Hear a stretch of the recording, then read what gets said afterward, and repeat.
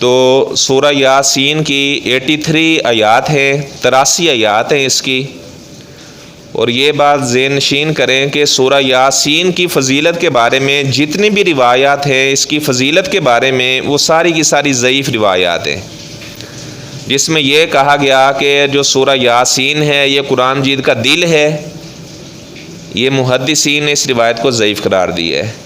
اور جس میں یہ ہے کہ جو آدمی روزانہ سورہ یاسین پڑھتا ہے اس کو 10 قرآن کا اللہ تعالیٰ اجر عطا کرتا ہے، اس مفہوم کی اور بھی روایات ہیں۔ ایک روایت ہے جو حسن درجے کی روایت ہے، وہ میں آپ کو بتاتا ہوں۔ حسن درجے کی روایت اسے کہا جاتا ہے جس کو راوی بیان کرتا ہے لیکن راوی کا حافظہ کچھ کمزور ہوتا ہے۔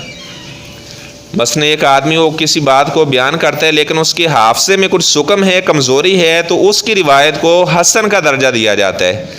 تو یہ حسن درجے کی روایت ہے کہ جو آدمی روزانہ صبح کے وقت سورہ یاسین پڑھتا ہے، اللہ تعالیٰ دن کے سارے معاملات اس کے اوپر آسان کر دیتے ہیں، اور جو آدمی شام کے وقت سورہ یاسین پڑھتا ہے تو صبح تک اس کے جتنے بھی معاملات ہیں سارے کے سارے آسان کر دیے جاتے ہیں۔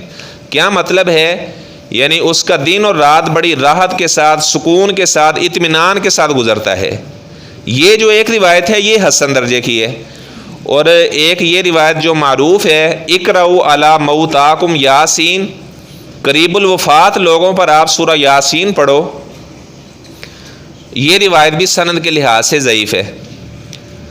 بعض لوگوں نے کہا کہ اس کے پڑھنے کا مقصد یہ ہے کیونکہ اس میں جنت اور جہنم کے مناظر کا ذکر ہوا ہے، انسان کی پیدائش کا ذکر ہوا ہے، تو آدمی کو آخرت کے احوال اس کے سامنے آ جاتے ہیں، جنت کے منظر سامنے آ جاتے ہیں، تو اس کی روح کا نکلنا آسان ہو جاتا ہے۔ اس وجہ سے یہ قریب الوفات لوگوں کے پاس سورہ یاسین پڑھی جائے، لیکن محدثین نے اس روایت کو بھی ضعیف قرار دیا ہے۔